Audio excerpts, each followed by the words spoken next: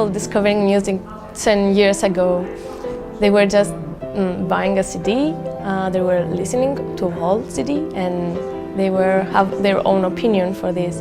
Now it's just some specific songs that are rated through iTunes or Spotify, and they are highly recommended if they are popular or not. This phenomenon is changing through time because people want to create search engines that are more clever than this.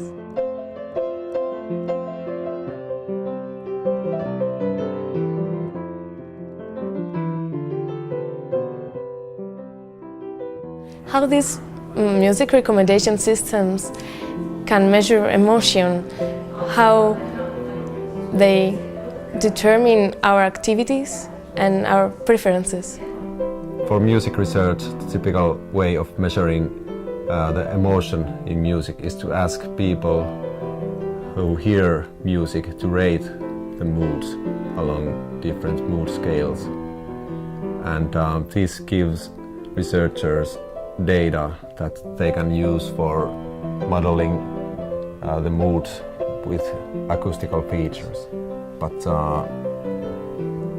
this is very time-consuming and maybe costly for the research. So we need to find a new way, and we are trying to find which the music recommendation system can be more subjective to combine our human being and behavior to recommend music more intelligently and smartly, and that's also the future of music recommendation system.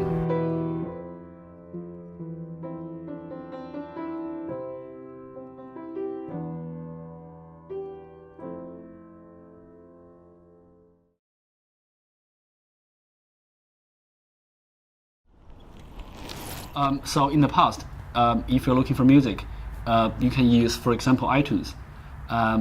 So there's option, and then they give you the music according to the popularity. They give you the hit music, the top music, and also they give you the Billboard Top 100 music. So when you click the button, so they return the music according to the popularity, and then you can listen to all this music. And this model is a very early stage model. It's based on popularity. And in the past 10 years, there was a new model which is content-based. For example, like allmusic.com, you can listen to the music according to the genre, like rock, metal, classical, or pop music. Or you can find music according to the singer or the era. So I'm a big fan of rock music, and then I can click rock label, and then they return all the music of rock music. And also, if I like, Beyonce or Justin Bieber, I can just click the singer itself, and then they return the music of the singer collections. So with the development of social network, everybody now has Facebook account, Twitter account. We can combine this information, like Last.fm or Spotify. So we can actually know the music, what your friends are listening to, and what's the area. So I live in London, and then I can find what's the people in London, what they like, what's the type of music they love to listen to.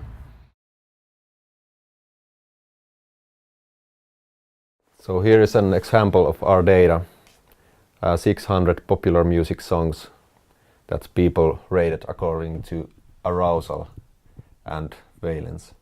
So if we take a listen to the music in different parts of this space, it becomes very clear that there are different acoustical characteristics in these songs in different parts. For example, this.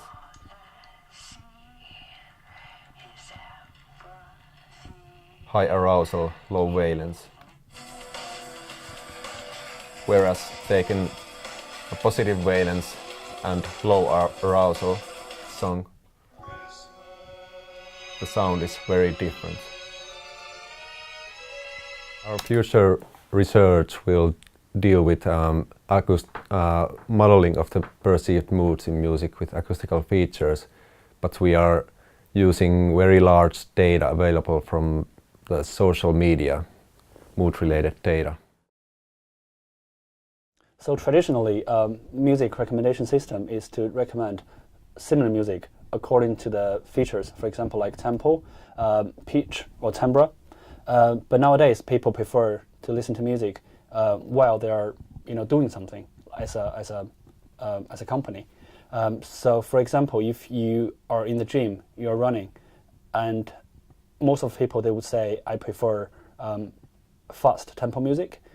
And if you are studying, probably you like relaxed or soft music because you want to concentrate on your study. You don't want to be disturbed by other stuff. And also, when you're traveling, when you're driving on the way, you prefer, fast tempo, which is happy music. So this sort of music recommendation system is to use our personal information, like I am happy, your emotion. And in psychology studies, there are two terms. The first one is perceived emotion, and the second one is induced. So perceived emotion is the emotion that the music is trying to express, and induced emotion is what you feel about the emotion. For example, the music makes me happy. The music makes me angry. So this is induced emotion. But perceived emotion is that the music is soft. The music is very happy. It's the music itself.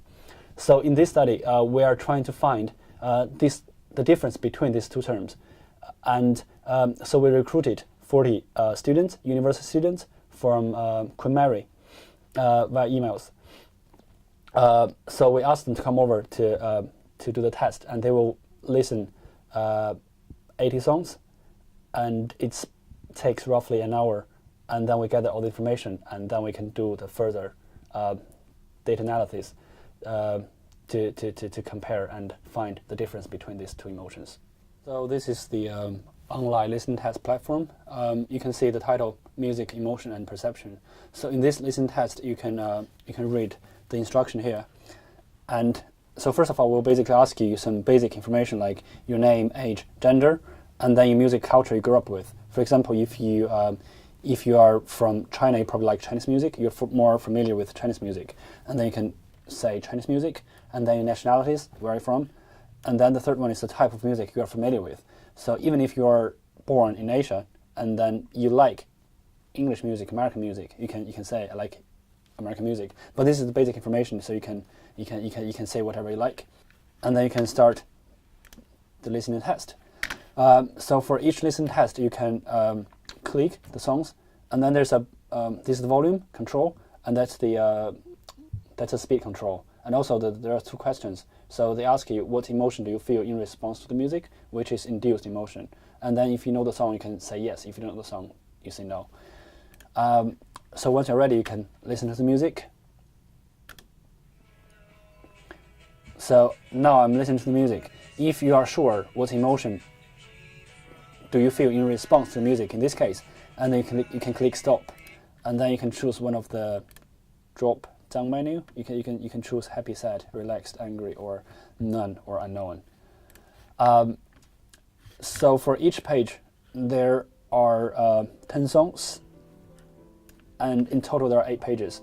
After you finish all these pages, then you finish the test, and then we get the information from the backend. In my opinion, music recommendation systems are a useful tool for a musician. Your music can be recommended, although you are an unknown musician, just because the system's user prefer music that is like yours, in terms of audio features and metadata. Many people believe that these kind of systems are the end of music creativity, because new musicians tend to write songs which are based on some specific trends, so that are likely to become a hit. But the truth is that you can't model what is popular nowadays. We will concentrate on the modeling of moods in different genres like rock, pop, electronic, and we'll try to find some clear patterns how the mood differs in different genres.